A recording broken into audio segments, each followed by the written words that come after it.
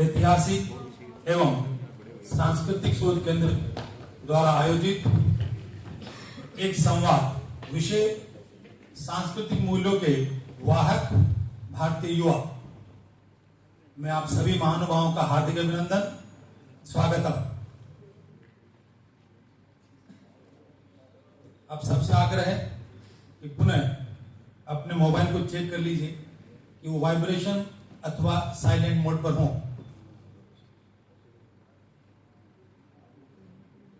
समारोह के मुख्य अतिथि ख्यातनाम शिक्षाविद अर्थशास्त्री प्रोफेसर भगवती प्रसाद जी शर्मा, मुख्य वक्ता प्रबुद्ध विचारक शिक्षाविद आदरणीय मुकुल कानिटकर जी। कार्यक्रम की अध्यक्षता करेंगे विश्वविद्यालय के माननीय कुलगुरु प्रोफेसर सुरेश कुमार जी अग्रवाल। आप सबसे आग्रह मंच पर अपना स्थान ग्रहण करें।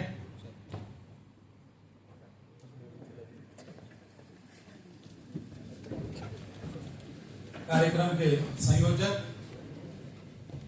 शोध केंद्र के मानद निदेशक प्रोफेसर अरविंद पारिक जी से आग्रह करूंगा कि मंचासीन सभी अतिथियों को मां सरस्वती के चित्र के समक्ष ले जाकर मां के चित्र के समक्ष दीप प्रज्वलित करें। माल्यार्पण कर आज के इस समारोह का विधिवत शुभारंभ करें।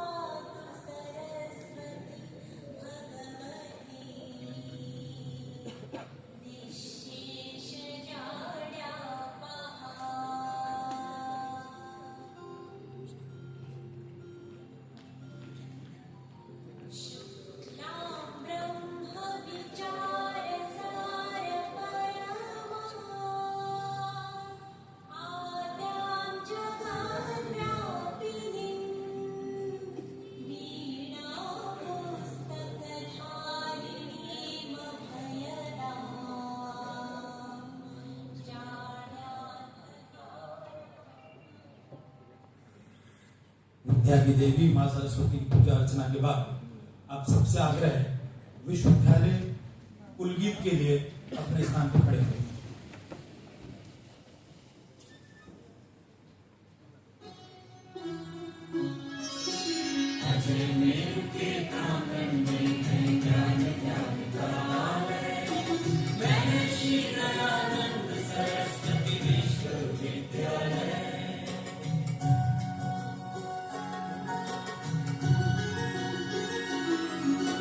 पुष्कर नीला खा जाते नंदन का पाँव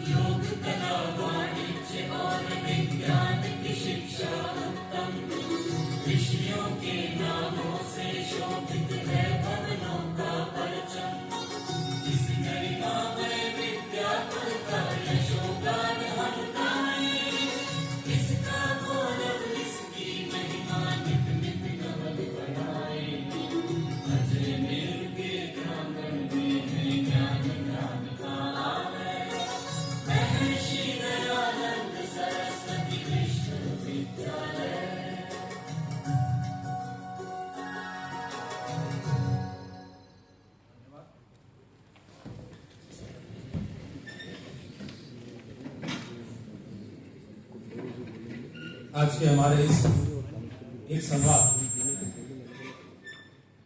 कार्यक्रम के मुख्य अतिथि शिक्षाविद अर्थशास्त्री प्रोफेसर भगवती प्रकाश जी शर्मा,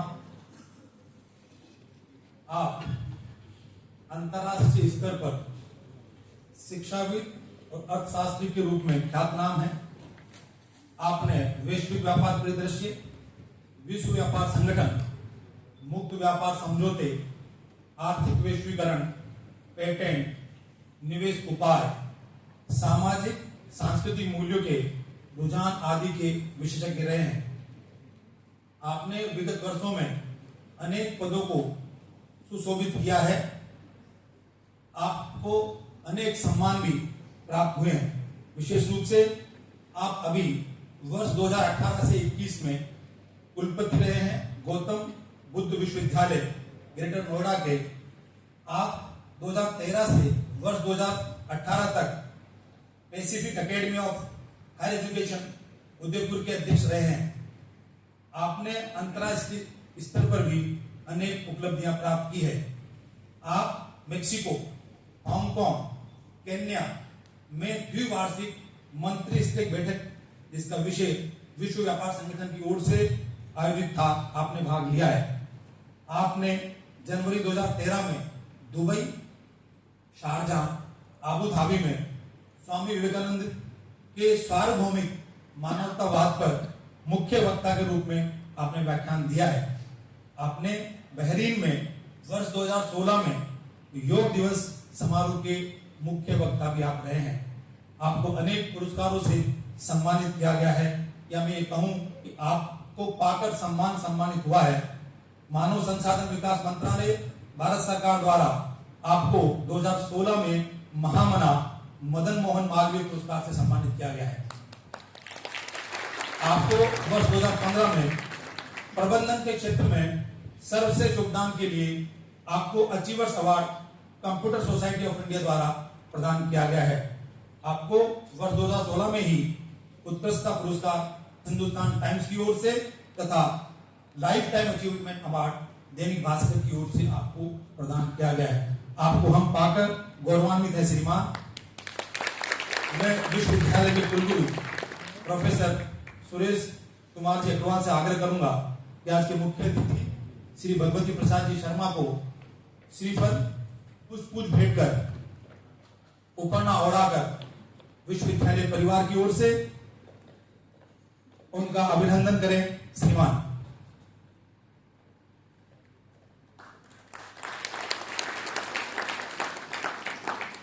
विश्वविद्यालय की शोध केंद्र द्वारा प्रकाशित पुस्तक विराट व्यक्तित्व सम्राट पृथ्वीराज चौहान भी श्रीमान को स्मृति चिन्ह के रूप में भेंट करें। माननीय कुलगुरु जी।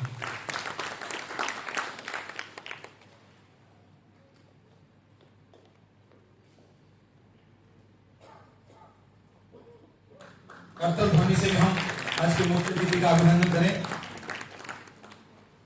समारोह के मुख्य वक्ता प्रबुद्ध विचारक शिक्षाविद श्री मुकुल कानिटकर जी।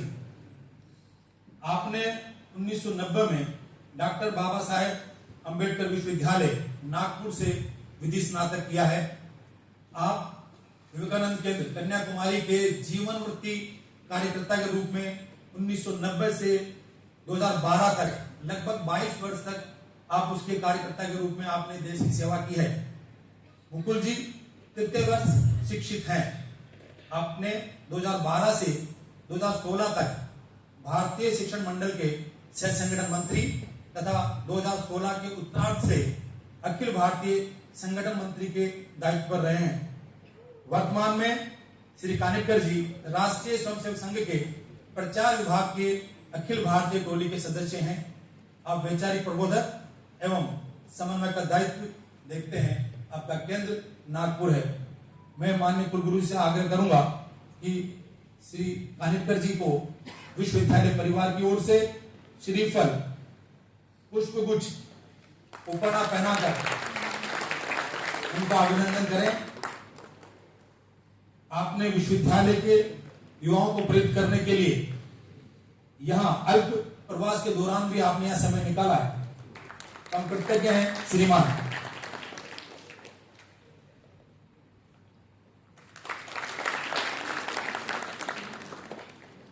बहुत बहुत धन्यवाद।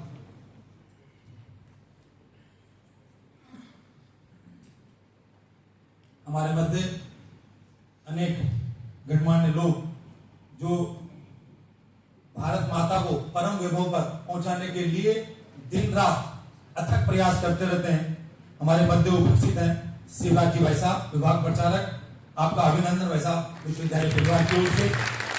श्री अशोक जी महानगर प्रचारक, अभिनंदन भाई साहब। श्री कृष्ण मोहन जी विभाग संगठन मंत्री, अजय मेरू। पृथ्वी सिंह जी विश्व परिषद व्यापार परियोजना सह प्रमुख, जगदेव जी भाई साहब सह जिला कारवा, अजय मेरू जिला। हमारे मध्य उपस्थित हैं जवाहरलाल नेहरू मेडिकल कॉलेज के प्राचार्य डॉक्टर अनिल सामरिया जी, अभिनंदन डॉक्टर साहब। हमारे मध्य उपस्थित हैं श्री देवेंद्र जी पवार, समाज सेवी। आप सभी महानुभावों का इस विश्वविद्यालय परिवार की ओर से सभागार में हार्दिक अभिनंदन, स्वागतम। मैं आग्रह करूंगा संगोष्ठी के संवाद के संयोजक प्रोफेसर अरविंद पारिक जी को कि आप पधारें, स्वागत उद्बोधन एवं विषय परिवर्तन आप रखें। प्रोफेसर पारिक जी।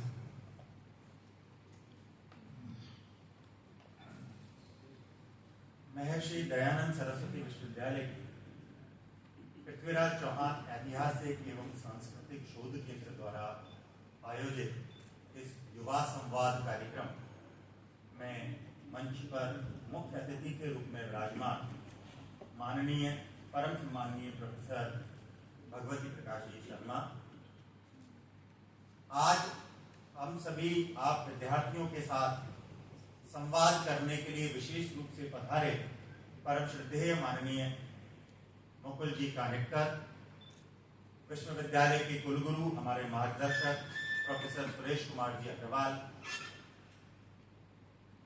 विभाग प्रचारक शिवराज जी भाई साहब, मंच के सम्मुख उपस्थित अन्य सामाजिक दायित्वमान कार्यकर्ता, मेरे शिक्षक साथी, कुल सचिव महोदया, विश्वविद्यालय के अधिकारीगण, कर्मचारी और छात्र छात्राओं,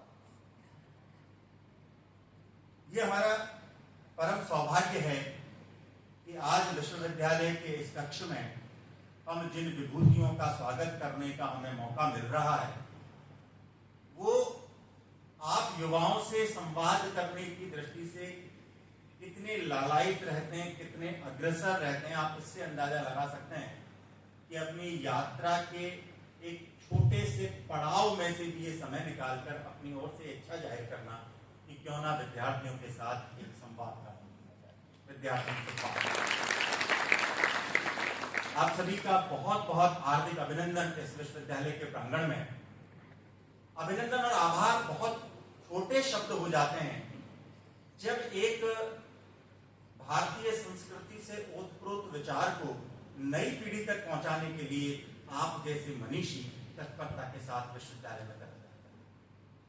विद्यार्थियों, विषय प्रवर्तन के रूप में ज्यादा कहने की आवश्यकता नहीं होगी, क्योंकि जिन महानुभावों को आप सुनने जा रहे हैं, जिनके साथ आपका संवाद होने जा रहा है, मैं इतना ही कहूंगा कि भारतीय युवा जिसके बारे में तथाकथित पत्र पत्रिकाएं एक अनवरत रूप से नकारात्मक नैरेटिव गढ़ते रहते हैं, भारतीय युवा पूरे विश्व का एक ऐसी हाथी है, एक ऐसी धरोहर है जो भले ही पाश्चात्य वस्त्रों में हमारे सामने दिखता हो, लेकिन जब भी उससे 5 मिनट बात करने का मौका मिले तो हर विद्यार्थी के मन में भारत माँ के प्रति एक अटूट प्रेम और वो नाता भरा हुआ है। भारतीय संस्कृति के ऐसे अवगाहक भारतीय युवाओं में मुझे दिखाई देते हैं, जो अभी जब संवाद आप के साथ स्थापित होगा तो आप स्वयं महसूस करेंगे।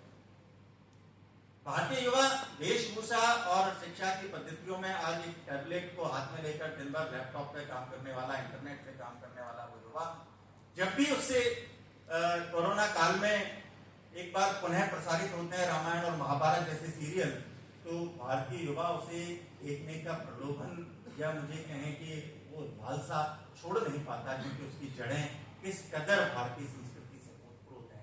ये जब भी स्वतंत्रता संग्राम का बात हो, स्वतंत्रता दिवस का कार्यक्रम हो, गणतंत्र दिवस का कार्यक्रम हो, तो भारतीय युवाओं की वो जोश खरोश के साथ उसमें भाग लेने की प्रवृत्ति, और यही नहीं, अभी ऑपरेशन सिंदूर के दौरान आप सभी की जो भाव भंगिमाएं विश्वविद्यालय परिसर में दिखाई देती थी, वो अपने आप में न केवल गौरवान्वित करती हैं बल्कि हमें आशान्वित भी करती हैं कि भारतीय संस्कृति आप सबके बीच में सुरक्षित है और अनवरत पल्लवित होती रहेगी।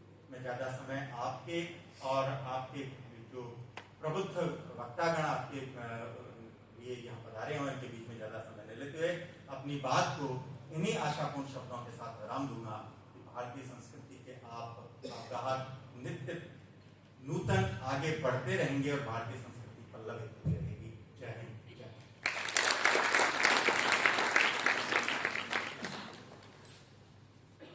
धन्यवाद। मैं आग्रह करूंगा आज के समारोह के मुख्य अतिथि, हम सबके संरक्षक माननीय प्रोफेसर भक्ति प्रसाद जी से आप पधारें, हम सबको आशीर्वचन प्रदान करें। माननीय भक्ति प्रसाद।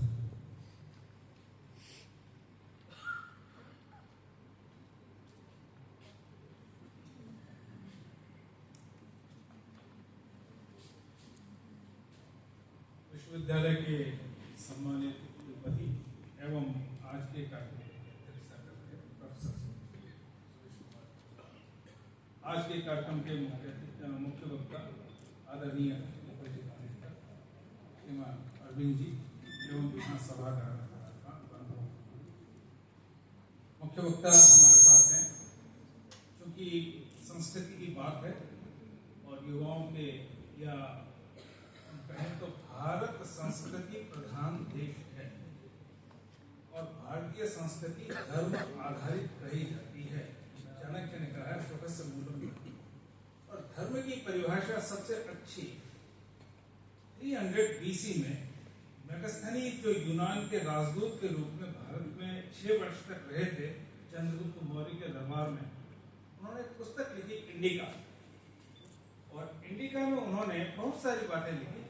जिसमें एक बात उन्होंने लिखी, भारत में धर्म की मर्यादा इतनी ऊंची है कि 2 राजाओं के सशस्त्र सैनिक जब युद्धरत होते हैं तब भी यहाँ पर प्रजाजन, पुरुष, स्त्री, बच्चे, व्यापारी, किसान सब अपना अपना काम यथावत करते रहते हैं, क्योंकि धर्म यह कहता है, धर्म यानी एक प्रकार से सर्वकालिक नियम, धर्म यह कहता है कि एक सशस्त्र सैनिक दूसरे सशस्त्र सैनिक पर ही आघात कर सकता है। निहत्थी प्रजा चाहे शत्रु राजा की ही क्यों न हो, वे उसे उत्पीड़ित नहीं करते। अब आप सोचिए कि हमारे संस्कार और हमारी शिक्षा कितनी उदात्त थी, शिक्षा किस प्रकार से उन संस्कारों को दृढ़मूल करती थी। उस समय के एक सैनिक है, युद्धरत है, हाथ में तलवार या भल्लम है और आसपास पुरुष, स्त्री, बच्चे, व्यापारी, धन युक्त आभूषणों के साथ महिलाएं सब कुछ हैं, लेकिन वह उन पर कुदृष्टि डालना, उनसे लूटपाट करना यह नहीं करता। और प्रत्येक राज्य के हर एक सैनिक के मन में यह बात दृढ़मूल थी कि मुझे प्रजा को कुछ नहीं कहना है, और संपूर्ण प्रजा के मन में भी यह भाव दृढ़मूल था कि ये सैनिक आपस में युद्ध करेंगे, हमें कुछ नहीं कहेंगे। अर्थात जो हमारी, जिसको हम कहें सेल्फ राइटियसनेस, के स्वेच्छा पूर्वक नियम का पालन करने की जो धर्म वृत्ति हमारे यहाँ रही है, तो जो हम कह रहे हैं युवाओं में संस्कारों की जो बात आज भी हमारे लिए आवश्यक है, किस प्रकार से उस प्रकार के संस्कारों को हम दृढ़मूल करें। और एक ही बात मैं इसके साथ और कह के अपनी बात को पूरी करूंगा कि हमारा संपूर्ण प्राचीन वाङ्मय अथाह ज्ञान से भरा है, और इसलिए युवाओं में ज्ञान का संस्कार होना भी उतना ही आवश्यक है, धर्म का संस्कार होने जितना ही। और हमारे प्राचीन संस्कृत वाङ्मय का कोई भी शब्द ऐसा नहीं है जिसमें अक्षरों को बहुत योजना पूर्वक न जुड़ा हो, और प्रत्येक शब्द का एक अर्थ निकलता है। जैसे हम कहते हैं मंत्र, तो मनना त्रायति इति मंत्र, मनन करने वाली की रक्षा करे वो मंत्र है। हम कहते हैं शंकर शम तनोतु इति शंकर। उसी प्रकार से जब मैं देख रहा था तो यास्क ने 4000 साल पहले और शतपथ ब्राह्मण में 5000 साल पहले ऐसे शब्दों की जो निरूक्ति है, उससे लगता है कि हमारे प्राचीन मनीषी कितने ज्ञानवान थे। 1628 में पहली बार विलियम हार्वे ने कहा कि हार्ट का काम बॉडी में ब्लड सर्कुलेट करना है, उसके पहले किसी को पता नहीं था। हमने 5000 साल पहले शतपथ ब्राह्मण में हृदय शब्द बनाने में जो 4 अक्षर जोड़े, हर हृदय, तो हरते ददाते रहते यमम हृदय शब्द है, जो हरते यानी बॉडी से ब्लड को लेता है, ददाते यानी gives blood to the body, रहते यानी ब्लड को सर्कुलेट करता है, यमम यानी धड़कनों का नियमन करता है। 100 साल पहले कोई दुनिया में नहीं जानता था कि हृदय की धड़कनों का नियमन हृदय का स्वयं नेचुरल पेसमेकर करता है। ये तो कहने का मतलब हमारी संस्कृति ज्ञान प्रधान रही है। शब्दों का एक निर्वचन में और आपके सामने रखना चाहूंगा, विज्ञान के छात्र भी होंगे। जैसे हमने जिंक के लिए भारत ने सारा धन जो कमाया, अधिकांश उसमें जिंक के एक्सपोर्ट से कमाया। दुनिया में कोई जिंक बनाना नहीं जानता था। जिंक का बॉइलिंग पॉइंट ही 910 डिग्री होता है, वो ऑक्सीडाइज हो जाता है। हम उस समय उसको कॉपर के साथ एलॉय बना के और उसके बाद में हम जिंक एक्सट्रैक्ट करते थे। हमने जिंक शब्द के लिए 5000 साल पहले शब्द बनाया, वह यशत। यशत की निरुक्ति है साम्रह यश प्रदायते इति यशदः, which gives credit to the copper। तो कहने का मतलब यह है कि दूसरी बात जो मैं आपके सामने यह रखना चाहता हूं कि हमें अपना जहां उदात्त जीवन मूल्यों को अपने जीवन में दृढ़मूल करना चाहिए, और वहीं हमारे प्राचीन ज्ञान विज्ञान और उसमें जो अथाह जानकारियां भरी हैं और शब्द स्तर पर जो ज्ञान है, उसके साथ ही एक तीसरी बात, क्योंकि मैंने हृदय की चर्चा की, तो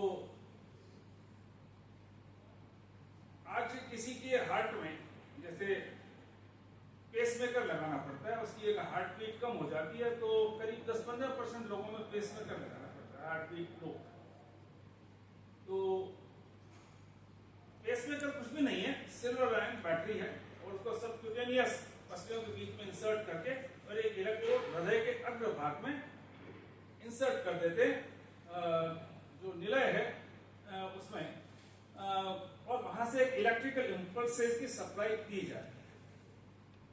और अगर किसी का हार्ट ज्यादा वीक होता है तो डबल लीड वाला दोनों वेंट्रिकल्स में दिया जाता है, और किसी का ज्यादा वीक है तो मल्टीपल लीड वाला पेसमेकर लगाया जाता है। एट्रियम यानी आलिंद और निलय सभी में इलेक्ट्रिकल इंपल्सेस दिए जाते हैं। हमारे यहाँ यजुर्वेद में मंत्र है नहीं, अग्निगुम हृदय नाशनी गुम हृदय पेट पशुपति प्रसन्न हृदय, तो उसका अर्थ यह है कि मैं हृदय के अग्रभाग में विद्युत को धारण करूं। और वहां शब्द कोशाभ्याम भी है, हृदय के 2 प्रकोष्ठों में विद्युत की बात भी कही है। मत्स्यनाभ्याम यानी हृदय के सभी प्रकोष्ठों में विद्युत की बात भी कही है।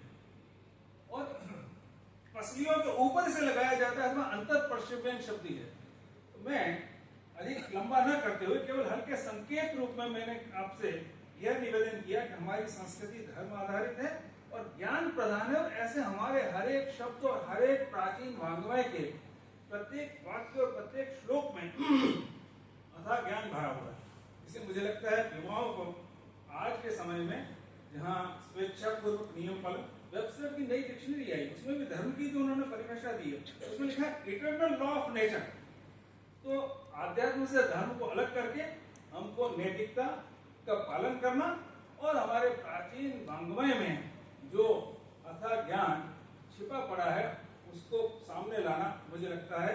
बाकी अधिक बात आदरणीय मुकुल जी हैं, मैं सोचता हूँ कि वे आपको ठीक से आज के समय में युवाओं के लिए जो सांस्कृतिक मूल्य उन पर चर्चा करेंगे। मैं आभार व्यक्त करता हूँ कुलगुरु आदरणीय सुरेश कुमार जी का और आप सभी का, आपने मुझे यहाँ सब प्रदान किया।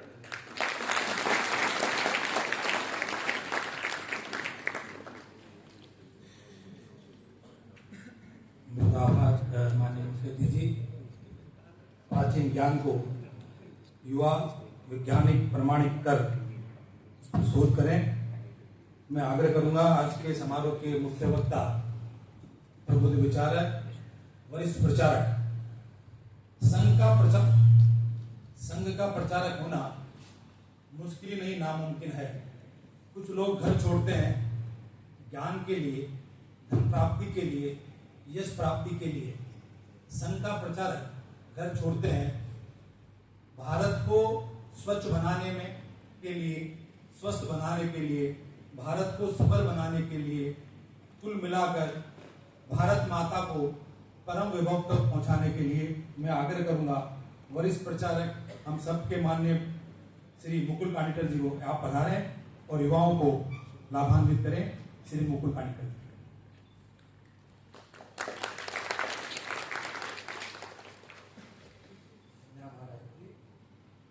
उपस्थित आदरणीय कुलगुरु सुरेश कुमार अग्रवाल जी, जिन्होंने अद्भुत वैज्ञानिक जानकारी से हमको संस्कृति का परिचय कराया, ऐसे भगवती प्रकाश शर्मा जी, आदरणीय अरविंद पारिक जी, यहाँ उपस्थित सभी अध्यापक वृंद, भारत माता के प्यारे सपूतों, बहनों और भाई। सांस्कृतिक मूल्यों के संवाहक युवा ऐसा विषय है। इसमें ना तो है लिखा है, ना तो होंगे लिखा है, इसलिए ये विषय सार्वकालिक है, किंतु यह एक युवाओं के ऊपर दायित्व डालने वाला भी विषय है। हम सब लोग यहाँ पर बैठे हुए सारे लोग युवा है ऐसा मैं मानता हूँ, क्योंकि मेरी युवा की परिभाषा है जो भविष्य की योजना बनाता है वो युवा है। चाहे जो भी उसकी आयु हो, यदि उसके मन में भविष्य के स्वप्न है तो वह युवा है।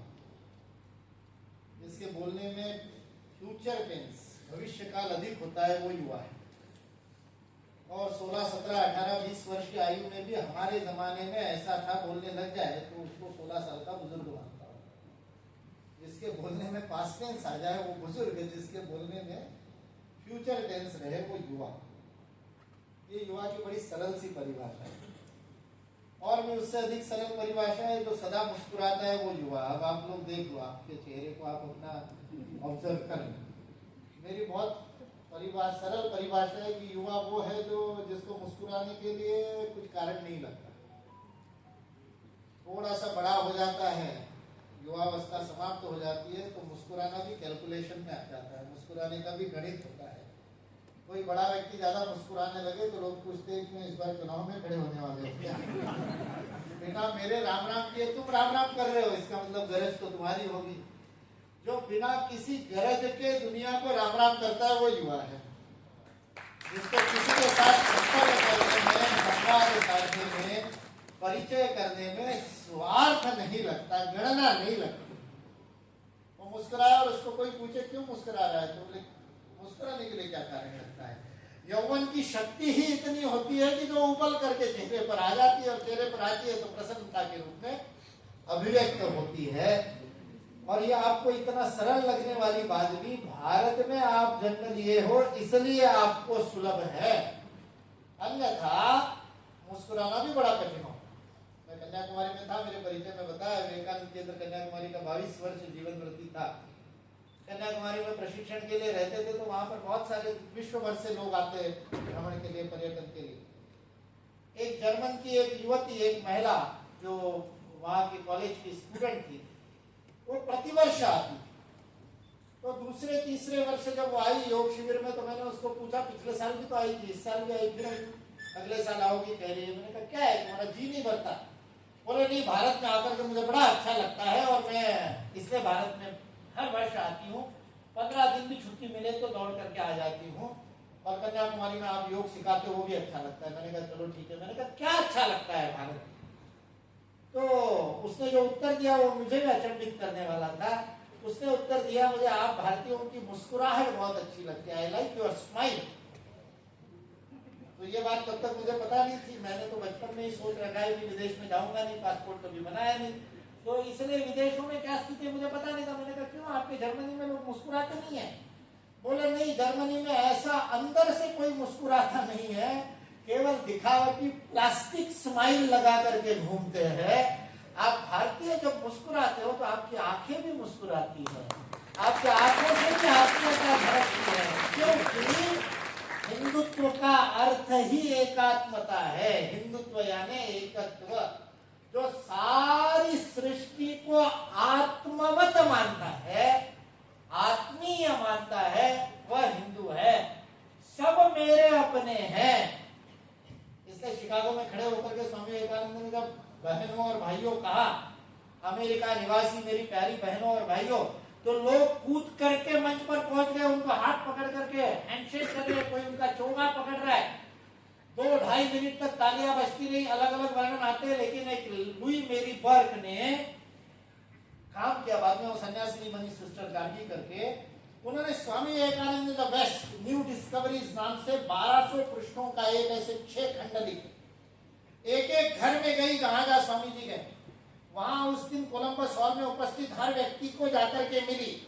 जो मर गए थे उनकी डायरिया खोज करके निकाली, और वो लुई मेरी बर्क ने पूरा उसका अद्भुत और रिसर्च किया, और रिसर्च के आधार पर उसने लिखा कि वहां जो बैठे हुए लोग थे उनको आत्मीयता का झटका लगा।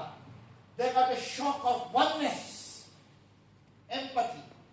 उनको लगा कोई मेरा ही बिछड़ा हुआ भाई बोल रहा है। ये स्वामी विवेकानंद की जो आत्मीयता की बात थी, गर्व से मैं कहता हूं कि मैं उस हिंदू धर्म का प्रतिनिधि हूं, ये वहां पर उन्होंने बोला था। वो हिंदुत्व का गर्व उनके उन पहले 5 शब्दों में आ गया था, आत्मीयता।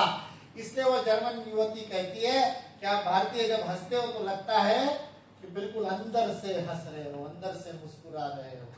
इसलिए युवा वो है जो मुस्कुराता है, जो अपनेपन से मुस्कुराता है, वो भारतीय। ये भारतीयता की, हिंदुत्व की परिभाषा है। मैं शायद 8वीं 9वीं कक्षा में था तो मैंने पहली बार स्वामी विवेकानंद के भाषण पढ़े। तो वहां उनका शिकागो का भाषण तो बड़ा प्रसिद्ध है, लेकिन जो सबसे प्रिय मुझे भारत में दिया गया भाषण लगता है, वो भाषण है स्वामी विवेकानंद का लाहौर में दिया गया भाषण। उस भाषण का शीर्षक था हिंदू धर्म के सामान्य आधार। हालांकि कोलंबो में जब वो श्रीलंका में आए, कोलंबो में अब श्रीलंका, उस समय तो वो भी भारत था। कोलंबो के अंदर जब स्वामी विवेकानंद का 1897 में 1897 में स्वागत हुआ, तो कोलंबो वासियों ने जो स्वामी विवेकानंद को मानपत्र दिया है उसमें लिखा है, हम सिंहली, बौद्ध और तमिल भारतवासी, कोलंबो के भारतवासी आपका स्वागत करते। उस समय भारत का अंग था। उस वहां से प्रारंभ करके और भारत में दिए गए सारे व्याख्यानों में, अंग्रेजी में रामकृष्ण मठ ने वो पुस्तक कोलंबो टू अल्मोड़ा नाम से छापी है, हिंदी में उस पुस्तक का नाम है भारतीय व्याख्यान, पढ़नी चाहिए, अद्भुत पुस्तक। उसमें लगभग हर भाषण में इस प्रकार की कुछ ना कुछ बात है, लेकिन बड़े अद्भुत तरीके से जो आई है वो लाहौर में दिए गए भाषण में। लाहौर में उन्होंने कहा ये वही भूमि है जहां पर वेद लिखे गए। स्वामी जी कहते हैं जहां पर मैं खड़ा हूं, हो सकता है वहां पर हजारों वर्ष पूर्व कोई ऋषि बैठ करके वेद की ऋचाओं के दर्शन कर रहा होगा। ये तीर्थ भूमि है, ये पुण्य भूमि है। वहां पर उन्होंने एक वाक्य कहा, उन्होंने कहा कि 84 लाख योनियों में घूम करके मनुष्य का जन्म मिलता है, अति दुर्लभ मानव तन पावा।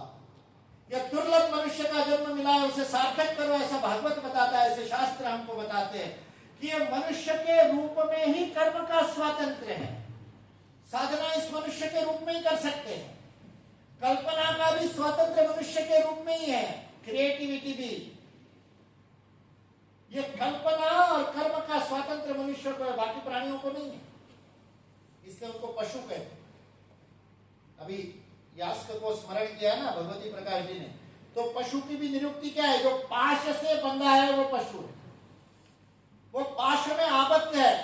और जो मन के अनुसार आचरण कर सकता है, मन की इच्छा से, वो मनुष्य है। पशु मन की इच्छा से आचरण नहीं कर सकता, वो पाश से बंधा है, प्रोग्राम है। मेरा प्रिय उदाहरण है, कुत्ते को पत्थर मारो, क्या करेगा? 3 ही चॉइस है, भागेगा, काटेगा, भौंकेगा। चौथा चॉइस नहीं, ऑल ऑफ द अबाउ नहीं कर सकता, वो नन ऑफ द अबाउ भी नहीं कर सकता। पाश में बंधा है, इसलिए एमसीक्यू बनता ही नहीं। कुत्ते के लिए मल्टीपल चॉइस क्वेश्चन नहीं है, there are no multiple choice, there are limited choice. 3 ही चॉइस है, काटेगा, भौंकेगा, भागेगा। 3 में से 2 कर सकता है, काट के भाग सकता है, भौंक के भाग सकता है, भौंक के काट सकता है, लेकिन तीनों नहीं कर सकता। भागेगा तो काटेगा नहीं, काटेगा तो भागेगा। इसलिए पशु है वो। मनुष्य को पत्थर मारो, कोई आपको पत्थर मारे क्या करेगा बता सकते हो? सबसे पहला तो प्रश्न पूछेगा, मारने वाला स्लैश वाली फर्क पड़ता है? मारने वाले के जेंडर से फर्क पड़ता है? पत्थर किसने मारा उससे फर्क पड़ता है? क्यों मारा इससे भी फर्क पड़ता है? जब मारा तब मेरा मूड क्या था इससे भी फर्क पड़ता है। और ये तीनों भी बता दो तो गारंटी से नहीं बोल सकते कि आप क्या रिएक्शन दोगे, क्योंकि आपके पास इनफिनिट चॉइसेस है, अनंत संभावनाओं का नाम मनुष्य। अनंत है, आप नहीं कह सकते क्या करेंगे। कर तुम अकर तुम अन्यथा कर तुम, भगवत गीता कहती है। क्या आप रिएक्ट कर भी सकते हो, नहीं भी कर सकते हो। आज दिल बड़ा है, माफ कर दो, मार बेटा जितने मारने हैं, आज छोड़ दिया तुमको, आज मेरा मूड ठीक है। कर तुम अकर तुम अन्यथा कर तुम, आज मन में गाड़ बांध ली, 2 साल बाद बदला लिया, जब मुझे मौका आएगा तब बदला लूंगा। अन्यथा कर तुम, क्रिएटिवली उत्तर देना, बहुत सारे तरीके हैं। ये मनुष्य का स्वातंत्र है। अति दुर्लभ मानव तन पावा, स्वामी जी कह रहे 84 लाख योनियों में घूमने के बाद मनुष्य का जन्म मिला है। सार्थक करना है इसको। संस्कृति का यह अर्थ है, इस स्वातंत्र को जो दिशा देती है उसका नाम संस्कृति। मनुष्य का यह जो मन के द्वारा काम करने की जो स्वातंत्र मिला है, वो स्वातंत्र स्वच्छंदता में ना चला जाए, वह कल्याणकारी रहे, विनाशकारी ना बने। ये जो काम करती है वो संस्कृति। इससे मनुष्य का जन्म मिला है, ये अपने आप में जीवन की सार्थकता के लिए बहुत बड़ी प्रेरणा है। स्वामी विवेकानंद आगे कहते हैं 84 लाख योनियों में पुण्य संचय होता है, पशु के रूप में अच्छे कर्म करते हैं, पुण्य मिलता है, वो पुण्य इकट्ठा होता है तो मनुष्य का जन्म मिलता है। स्वामी जी कहते हैं ये पुण्य जब 2 गुना हो जाता है तब भारत में जन्म मिलता है। पुण्यात्मा को ही भारत में जन्म मिलता है। अगला वाक्य स्वामी विवेकानंद का था, विश्व की प्रत्येक जीवात्मा को अंततो गत्वा अपनी मुक्ति के लिए मेरी मातृभूमि पुण्य भूमि भारत में ही जन्म लेना पड़ेगा, उसके बिना मुक्ति संभव नहीं। मैं 8वीं कक्षा में था, मेरे मन पे इतना ऐसा गहरा असर पड़ा, मैंने संकल्प लिया कि भारत नहीं जाऊंगा। भारत में जन्म लिया, इतनी पुण्य से बात थोड़ी के जो विदेश में जाऊंगा। जिन्होंने किए होंगे उनको जाना पड़ता है, किसी ने इतने ज्यादा किए होते कि वही जाके रह जाते हैं।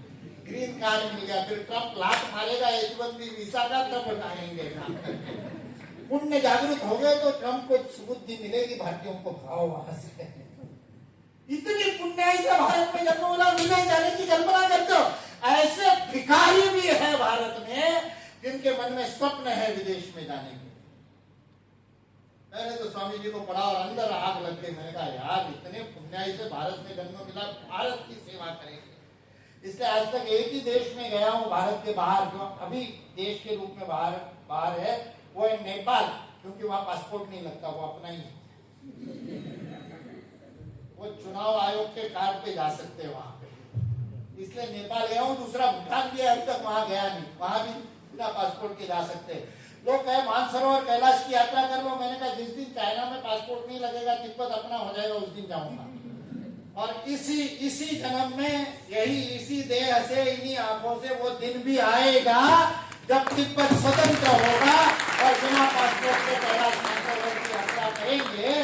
अभी शी जिनपिंग की ठीक ठाक हो रही है, सद्बुद्धि आ रही है, उसको भारत की शक्ति पता चल रही है। युवा जग जाएगा और देशभक्ति से ओतप्रोत हो जाएगा, देश के लिए जीने लगेगा,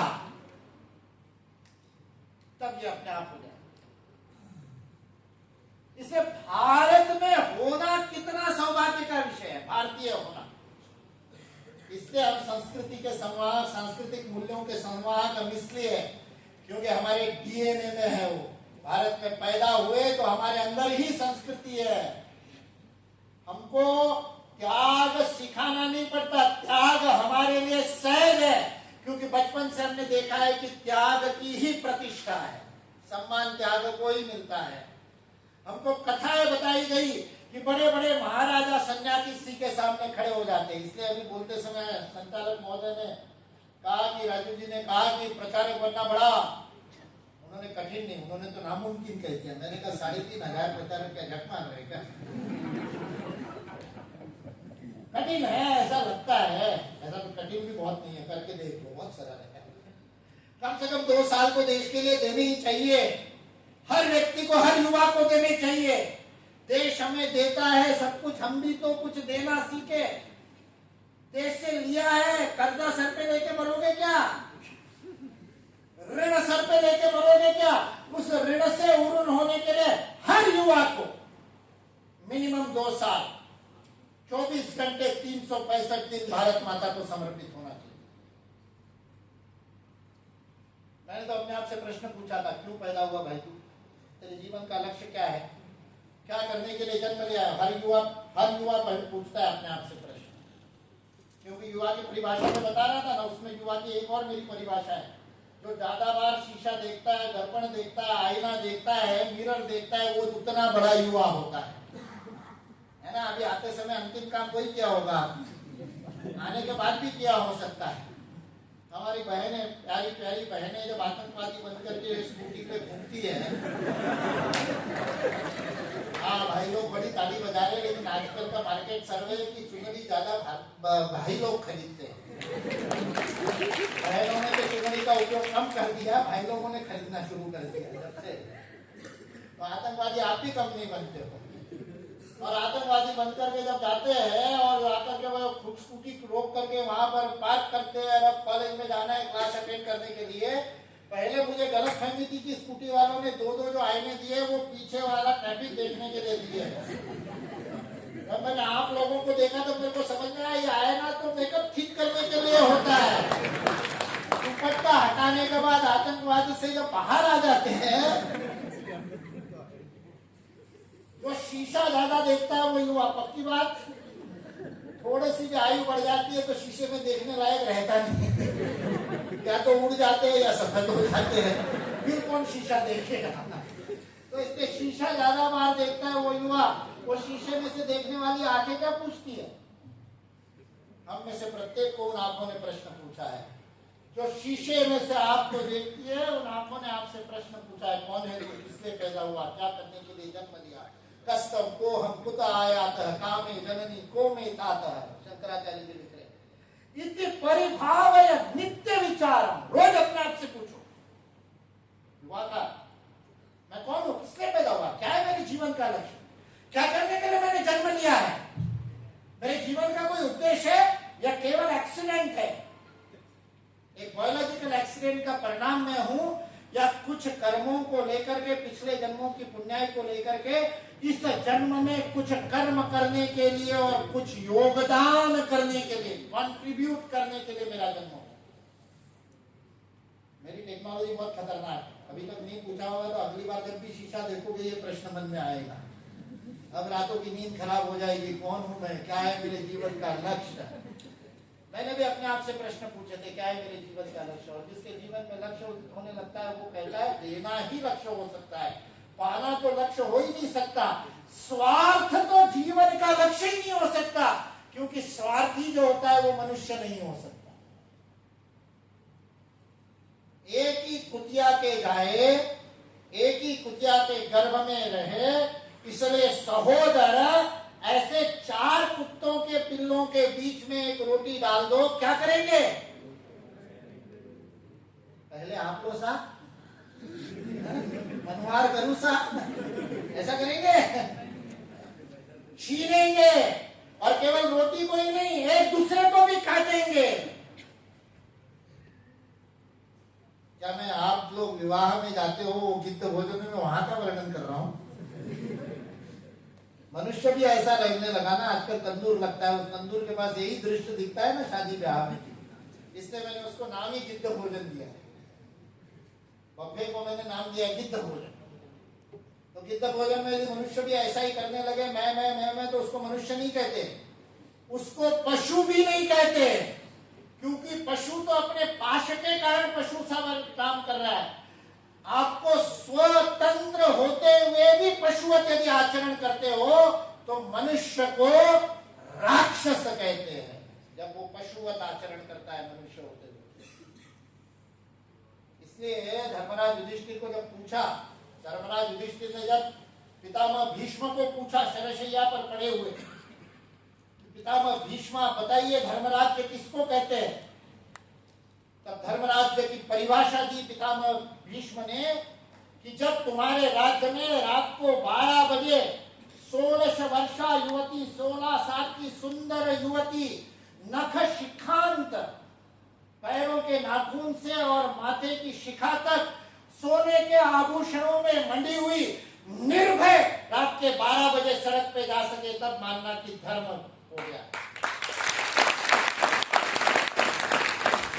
यदि आज पानठेले पर खड़े होकर के सड़क के किनारे या मोटरसाइकिल की गुर गुर करते हुए यदि कोई युवा बहनों को छेड़ता हुआ दिखाई देता है, तो मैं कहता हूं सड़क पे ये काम तो कुत्ते करते हैं। और कुत्तों वाला आचरण जब युवा करने लगता है तब उसको पशु नहीं कहते, उसको राक्षस कहते। इससे संस्कृति है स्वतंत्रता को दिशा देने का नाम। ये भारतीय संस्कृति। क्या हमको गर्व है कि हम भारत में पैदा, और है तो फिर हमारा प्रश्न होगा कि भारत को हम क्या देंगे। What will be my contribution? मेरा परिचय, अभी मेरा परिचय दिया, भगवती प्रकाश जी का परिचय दिया। आपका भी सीवी लिखा जाएगा तो ये नहीं लिखा जाएगा कि आपने पाया क्या, ये लिखा जाएगा कि आपने दिया क्या। आपका परिचय देने से होगा, क्या दिया दुनिया को, क्योंकि यही मूल्य है। विषय में सांस्कृतिक मूल्य शब्द है ना, मूल्य क्या होता है? मूल्य वे होते हैं जो हमारा मूल्य तय करते हैं, मेरी क्या कीमत है, what is my value. The values that I follow decide my value. जिन मूल्यों को मैं अपने जीवन में निर्वाह करता हूं वो मेरा मूल्य निर्धारित करते हैं। ये माइक मेरी आवाज आप तक पहुंचा रहा है, इस माइक का मूल्य तभी तक है जब तक वो दूसरे की आवाज ग्रहण कर रहा है, जब तक ये सेवा कर रहा है, कंट्रीब्यूट कर रहा है, किसी और की ध्वनि को ग्रहण कर रहा है और वो पब्लिक एड्रेस सिस्टम से, स्पीकर से आप तक पहुंच रही है।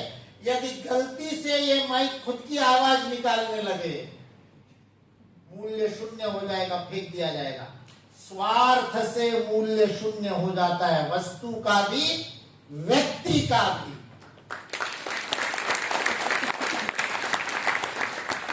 फिर देना ही है तो कंजूसी क्यों करनी भाई, देना ही है तो छोटा मोटा क्यों देना। 100 कमा करके 10 देने वाले को ज्यादा कहेंगे क्या? 100 कमा करके 100 भी दे दिया तो क्या दिया? इसलिए जो सबसे मूल्यवान है वही देंगे। तो सबसे मूल्यवान क्या है? तो सबसे मूल्यवान है जीवन। जीवन यानी क्या? ऊर्जा और आयु का गणित जीवन है। 24 घंटे तो सबको मिले हैं, मोदी जी को भी 24 घंटे मिले, और वहां रेलवे स्टेशन पे जो भिखारी है उसको भी 24 घंटे मिले। 24 घंटे में आप अपनी ऊर्जा का व्यय क्या करते हो, इस आधार पर निर्भर करता है कि आपका जीवन में मूल्य क्या होगा। 24 घंटे में आप कितना देते हो दुनिया को, जो अधिक देता है उसका अधिक मूल्य होता है। इसलिए देना देना, देते देते सब कुछ देना, ये जीवन का लक्ष्य है। इसलिए जब मैंने LLB कर ली और उसके बाद में ऐसे ही बढ़िया डिबेटिंग करता था, खूब भाषण देता था, तो मेरे मित्र कहते थे बहुत बढ़िया वकालत चलेगी तेरी, तू तो बहुत अच्छा वक्ता है, खूब केस जीतेगा, करोड़ों रुपए कमाएगा। मैं अपने आप से पूछता था क्या जेब भरने के लिए मेरा जन्म हुआ है? क्या पैसा कमा करके क्या होगा? तो मेरे मन में आया नहीं, अपराधियों की वकालत करके अपना बैंक बैलेंस बढ़ाने के लिए मेरा जन्म नहीं हुआ। मैंने मेरी माँ को जाकर के कहा, माँ मैं वकालत नहीं करूंगा, मैं वकालत करूंगा तो भारत माता की करूंगा। इसलिए मैं अपना जीवन भारत माता को समर्पित करना चाहता हूँ। और मुझे गर्व है, मुझे ऐसी माँ मिली जिसने हंसते हंसते तिलक लगाकर विदा किया, तेरा तुझको अर्पण क्या लागे मेरा। सब कुछ तो माँ भारती ने दिया है। ये शरीर इतना बड़ा 95 किलो का, एक एक कण तो भारत माँ के किसानों के और स्वेद और रक्त से उपजे हुए अन्न से पाला पोसा हुआ है। क्या 50 रुपए 100 रुपए किलो जो भी अनाज की कीमत देते हो, उस किसान के श्रम का मूल्य दे रहे हो? क्या उस किसान के पसीने का मूल्य चुका रहे हो? उस किसान का मूल्य तब चुकता करोगे जब राष्ट्र के लिए कुछ अपने जीवन में करके दिखाओगे, जब भारत माता के लिए कुछ करोगे। इसलिए त्याग भारत की संस्कृति, इसलिए देना तो कोई बड़ी बात नहीं है, भारत में सबसे सरल है। राजा भर्तृहरि के दरबार में गोरखनाथ जी पहुंचे, उनके गुरु थे। सन्यासी को सामने देखा, राजा सिंहासन से उठा, चरण स्पर्श किए झुक करके। गोरखनाथ जी ने साष्टांग दंडवत लगा दिया राजा भर्तृहरि। राजा भर्तृहरि आलंबित हो गया, आप सन्यासी, आप क्यों साष्टांग दंडवत लगा रहे हो? तो गोरखनाथ जी ने पूछा भर्तृहरि को, तुमने क्यों मुझे चरण स्पर्श किए? बोले, मैं आपके त्याग को प्रणाम कर रहा था, आपने सर्वस्व का त्याग किया, सन्यासी बन गए, मैं आपके त्याग को प्रणाम कर रहा था। गोरखनाथ जी ने दिया, मैं भी तुम्हारे त्याग को ही दंडवत कर रहा था, तुम्हारा त्याग मेरे त्याग से बड़ा है। भर्तृहरि अचंभित हो गया, क्या कह रहे हो आप? बोले, मैंने ईश्वर के लिए संसार का त्याग किया है, तूने संसार के लिए ईश्वर का त्याग किया है, किसका त्याग बड़ा है? भर्तृहरि की आंखें खुल गई। उसने अपना राज्य जल हाथ में लिया, राज्य छोड़ दिया और गुरु को कहा, तुम्हारा हो गया, स्वाहा, इदम अभिनय, इदम न मम, अब मेरा नहीं, ये राज्य तुम्हारा हो गया। अब तो ठीक है। तो गुरुदेव हंसे, क्यों गुरुदेव, कुछ रह गया? बोले, इतना गर्व, इतने से त्याग पर अभी तो राज्य ही दिया है, व्यक्तिगत प्राइवेट प्रॉपर्टी तो तुम्हारी वैसी है। भर्तृहरि ने अपने हाथ में जल छोड़ा और सब आभूषण आदि सब उतार करके कौपीनवंत हो गया, लंगोट पे आ गया, सब आपका हुआ। अब बोलो। फिर गोरखनाथ जी हंसे, बोले, क्यों? बोले, ये जो तुमने त्याग किया है और दान किया है, इस त्याग और दान से प्राप्त पुण्य तो तुम्हारा है। तो भर्तृहरि ने फिर जल छोड़ा, ये पुण्य भी मेरा नहीं, तेरा हुआ, तेरा तुझको अर्पण, गुरु को दे दिया। उसके बाद नहीं पूछा, आप ठीक है, क्योंकि दे दिया था। फिर भी गुरु ने कहा, ये सारा दान करने का जो अहंकार है वो तो अभी तुम्हारा है कि मैंने दान किया। तो भर्तृहरि ने उठा करके जल चढ़ा करके वो अहंकार का भी दान कर दिया। इसलिए भर्तृहरि जो श्रृंगार शतक लिखता है, वही भर्तृहरि वैराग्य शतक भी लिखता है। ये होने के बाद गोरखनाथ जी ने उसको वस्त्र दिए, सब कुछ दिया, बोला, ये राज्य मेरा हुआ, ये वस्त्र मेरा हुआ, आप जाकर के मेरा मैनेजर बन करके राज्य चला। अब ये राज्य तुम्हारा नहीं, तूने दे दिया है, now you are the trustee. हर कर्तव्य को, हर नेतृत्व को ये मानना भारत की संस्कृति है। इससे एक प्रचारक जब प्रधानमंत्री बनता है तो लाल किले से कहता है, मैं प्रधानमंत्री नहीं, मैं प्रधान सेवक हूं। तो उसको पता है ये प्रिविलेज नहीं है, ये रिस्पॉन्सिबिलिटी है, ये पद नहीं है, ये दायित्व है। यहां तो पदाई ही होनी है। जिस पद में पदाई ना हो वो पद किस बात का? जितना ऊंचा पद उतनी बड़ी पदाई, क्योंकि वो पद नहीं होता, वो दायित्व होता है। ये जिसको समझ में आता है वो फिर अहंकार नहीं करता, फिर वो सेवा करता है, फिर वो कर्म नहीं करता, फिर वो विनम्र हो जाता है। ये संस्कृति है हमारी, विनम्रता हमारी संस्कृति। विद्या ददाति विनयम, जितना पढ़ेगा उतना झुकेगा, क्योंकि फल से लदा हुआ वृक्ष भी तो नीचे झुकता है। यदि अकड़ है तो खाली है, अधजल गगरी झलकत जाए। यदि सड़क पे चलते हुए किसी ने ओवरटेक कर लिया तो रोड रेस, रोज लड़ाइयां इस बात पर होती, तूने मेरे को, ये अहंकार है। इसका मतलब मूर्ख है, अज्ञानी है। ज्ञान होगा तो विनय आएगा, विनम्र होगा। कोई जोर से चला करके ओवरटेक करके जाएगा तो उस पर मुस्कुराएगा, बच्चा है, चल ले, इतना आगे जाके ब्रेक दबाना ही पड़ेगा। जो जितने जोर से चलाता है उसको उतनी जोर से ब्रेक लगाना पड़ता है। इसलिए जीवन की गाड़ी भी ऐसी चलाओ कि पड़ोसी का ध्यान रखो। परम पूज्य ने, श्री गुरु जी ने 3 शब्दों में भारतीय संस्कृति बता दी, तू ही, मैं नहीं। ये जो कहती है वो भारतीय संस्कृति। अभी प्रो कबड्डी लीग चल रहा है, मुझे पता नहीं आईपीएल आप देखते हो, पीकेएल देखते हो कि नहीं। मैं तो बहुत देखता हूँ, मेरे को कबड्डी बहुत अच्छी लगती है, मैंने खेला भी है यूनिवर्सिटी लेवल पर, और अभी भी आनंद आता है। तो रोज शाम को 2 घंटे उसके लिए समय निकालता हूँ, नहीं मिला तो रात को सोने से पहले हाईलाइट देखता हूँ। तो उस प्रो कबड्डी लीग में एक बड़ा प्लेयर है मनिंदर सिंह, माइटी मनिंदर उसको कहते हैं। पहले बंगाल में था, अभी टीम बदली उसकी। अभी तमिल थलाइवा में गया और उसने अपना नंबर भी बदला और उसका जर्सी नंबर अब हो गया 13। तो कल वो कमेंटेटर कह रहा था इसने 13 क्यों लिया, उसको पूछा तो वो कहता है भाई की मनिंदर, क्योंकि पंजाब में हम 13 को बड़ा शुभ मानते हैं। पता है क्यों पंजाब में 13 को शुभ मानते हैं? क्योंकि गुरु नानक देव जी से जुड़ा हुआ प्रसंग है। मामा के पास किराने की दुकान पे नानक जी को भेजा गया था कि ये कुछ करता नहीं, पढ़ता लिखता नहीं, पता नहीं क्या भगवान की ध्यान में लगा रहता है, मन इसका कहाँ है पता नहीं, जाकर के कोई दुकानदारी सीखेगा, परचून बेचेगा, कुछ करेगा, सौदेबाजी करेगा तो सीख जाएगा, स्थिर हो जाएगा जीवन में। इसलिए माँ ने भाई के पास भेजा, मामा की दुकान पे थे, पसेरी से गिना जाता था उस समय। तो वो पसेरी में पायली में भर करके कोई अनाज लेने आया, उसको अनाज दे रहा है, गिन रहा है, 1 पसेरी, 2 पसेरी, 3 पसेरी, गिनते गिनते 12 हो गई। और 12 के बाद जब 13 बोला, 13 पसेरी, तो 13 के बाद आगे की गणना ही नहीं, 13। सामने वाले की झोली भर गई, इनका 13 खत्म नहीं हुआ, क्योंकि इनको समझ में आ गया कि जीवन में मेरा कुछ भी नहीं, सब कुछ तेरा ही तो है, सब कुछ ईश्वर का ही है। तो भारत के युवा क्या मेरा में नहीं फंसे, है ना, क्या मेरा में नहीं फंसे। पहले तो कोई और लगता था फोटो खींचने के लिए, फोटोग्राफर की बड़ी आज भी चलती है, वरमाला भी दूसरी बार करा देता है फोटोग्राफर, ठीक से नहीं हुआ तो क्या मेरा का बड़ा महत्व है।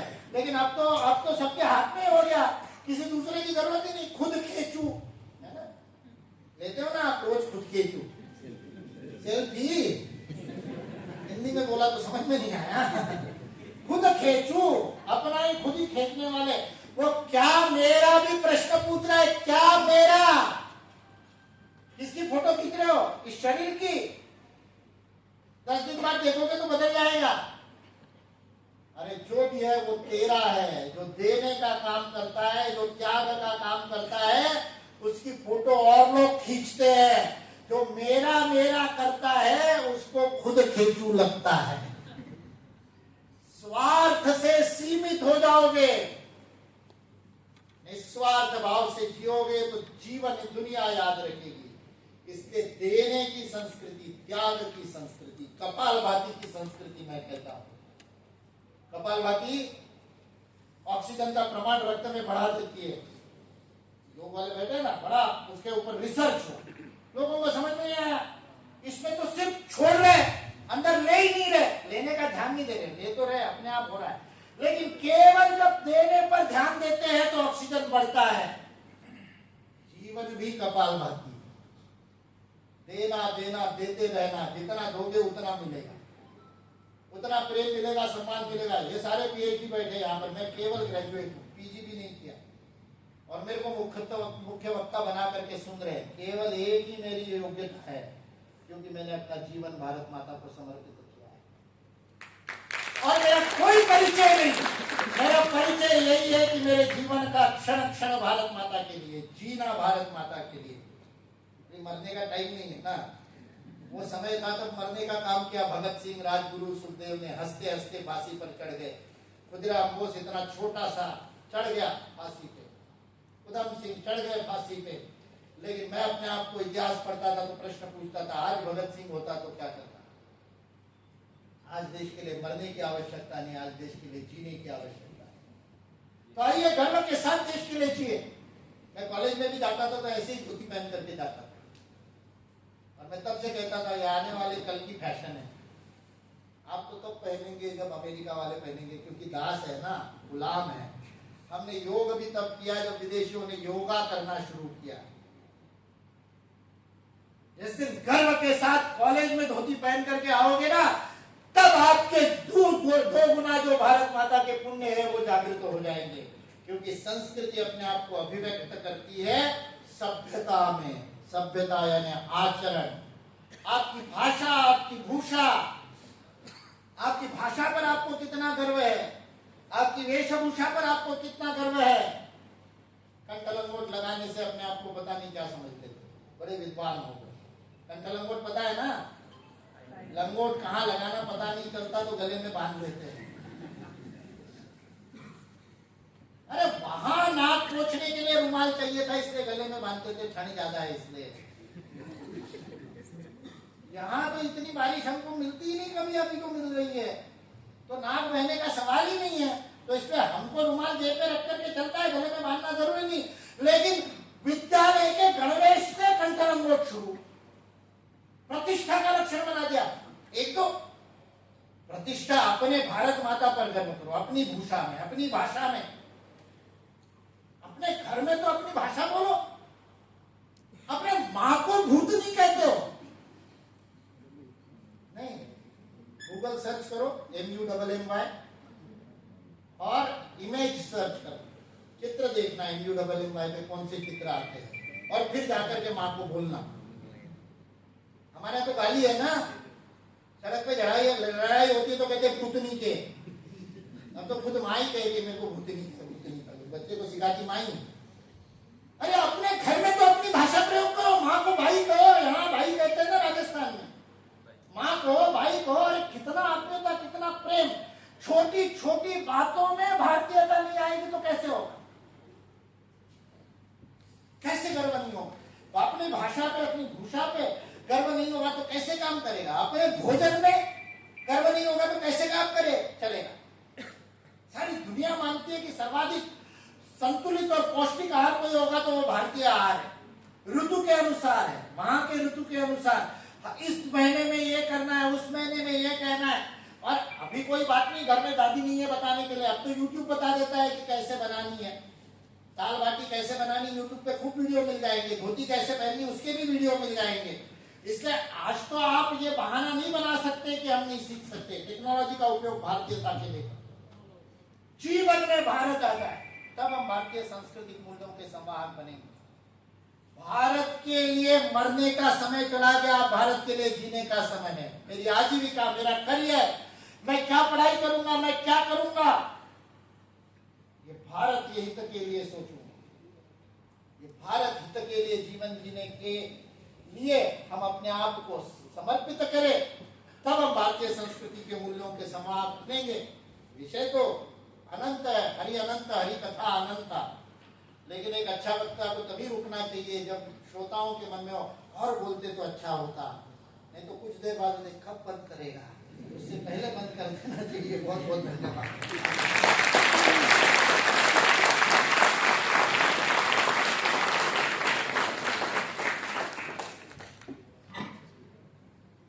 बहुत बहुत आभार माननीय मुकुल कानिटकर जी। जिन मूल्यों को हम जीवन में अंगीकार करते हैं, वही मूल्य हमारा मूल्य तय करते हैं। आप ऐसे ही माननीय मुकुल जी के प्रेरणास्पद विचार YouTube पर सुन सकते हैं। आप YouTube पर मुकुल कानिटकर डालिए, आपको ऐसे अनेक विचार सुनने को मिलेंगे। बहुत बहुत धन्यवाद, आभार। मैं आग्रह करूंगा विश्वविद्यालय के माननीय कुलगुरु प्रोफेसर सुरेश कुमार जी अग्रवाल से कि आप पधारें, अपना अध्यक्ष उद्बोधन प्रदान करें माननीय कुलगुरु से।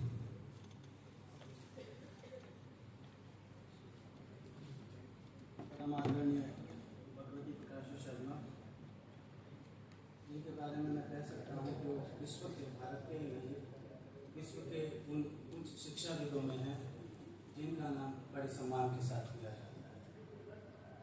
और ऐसे महापुरुष को हमारे मध्य पाकर हम सब गौरवान्वित। मुकुल कानिटकर जी भी ऐसे वक्ता, और जिनके वक्तव्य के बाद, जैसा कि आप स्वयं कह रहे थे और मुझे खुद को भी महसूस हो रहा था कि वक्ता हो तो आप जैसा होना चाहिए। आपके उद्बोधन के लिए, आपके हमारे मध्य होने के लिए भी मैं आपके प्रति कृतज्ञता व्यक्त करता हूँ। और इन सब का श्रेय जाता है हमारे सामने बैठे शिवराज जी भाई साहब को, जिन्होंने आज हमारे लिए अवसर उपलब्ध करवाया। इसलिए उनके प्रति भी कृतज्ञता। मित्रों, प्रचारक का परिचय एक दूसरे रूप में करवाया गया। मेरे सम्मुख कई प्रचारक हैं। प्रचारक वह व्यक्ति होता है जो जिंदगी भर अविवाहित रहकर समाज और राष्ट्र की सेवा करता है। ऐसे मुकुल कानिटकर जी, शिवराज जी और मेरे सम्मुख विराजमान बहुत सारे प्रचारक जो राष्ट्र की सेवा में सतत कार्यरत है। मित्रों, जब दो वक्ता बोल चुके होते हैं तो बोलने को कुछ रह नहीं जाता है, पर चूंकि अध्यक्ष उद्बोधन से कुछ अपेक्षा की जाती है, इसलिए कुछ बात कह करके अपनी बात समाप्त करूंगा।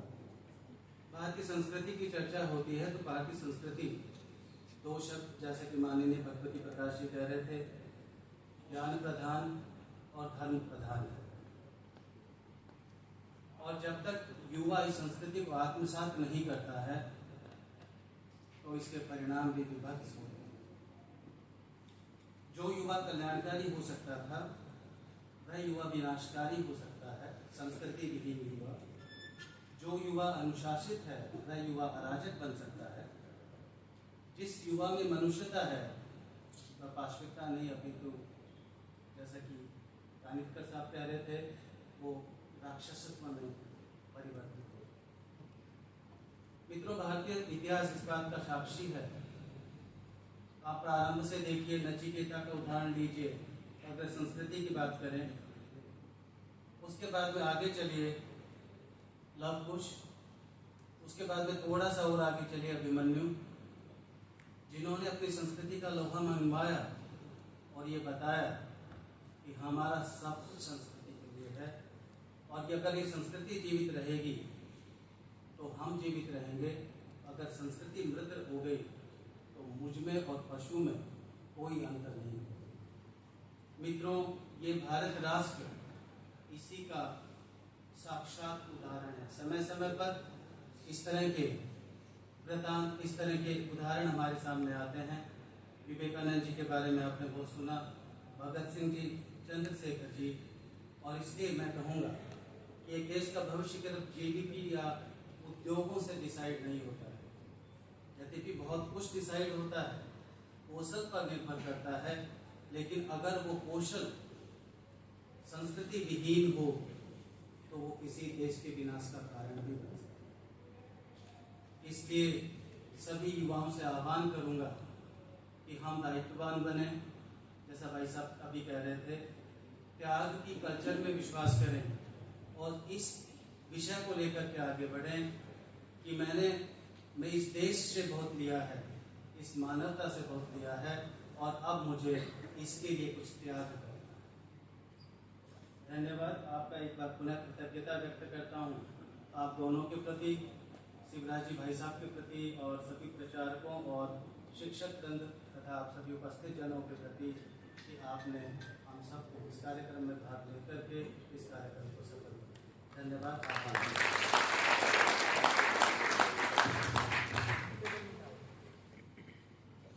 मैं आग्रह करूंगा विश्वविद्यालय की कुल सचिव श्रीमती रिया जी भार्गव से अपना पधारें।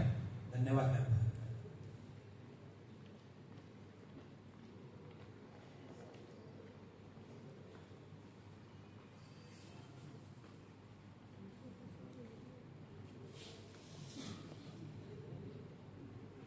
महर्षि दयानंद सरस्वती विश्वविद्यालय अजमेर के पृथ्वीराज चौहान ऐतिहासिक एवं सांस्कृतिक शोध केंद्र के तत्वाधान में आयोजित सांस्कृतिक मूल्यों के भारतीय युवा विषयक संवाद में पधारे सम्मानित मुख्य अतिथि बीपी शर्मा सर, वक्ता माननीय श्री मुकुल सर, इस कार्यक्रम की अध्यक्षता कर रहे विश्वविद्यालय के माननीय कुलगुरु जी, कार्यक्रम के संयोजक एवं शोध केंद्र के माननीय निदेशक श्री अरविंद पारिक जी, समस्त अतिथिगण, शिक्षकगण, विद्यार्थीगण तथा विश्वविद्यालय परिवार के सभी शिक्षक, अधिकारी, कर्मचारी, छात्र, अतिथि, शिक्षक एवं सहयोगियों का इस कार्यक्रम में पधारने और सफल बनाने के लिए मैं विश्वविद्यालय के कुल सचिव को होने के नाते हृदय से धन्यवाद और आभार व्यक्त करती हूँ।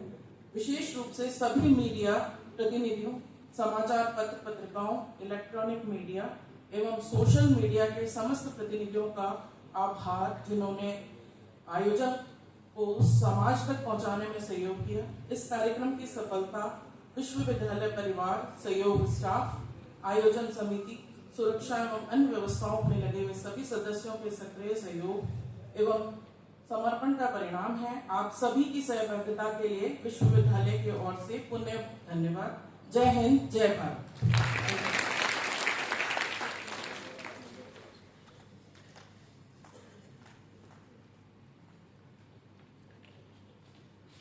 धन्यवाद।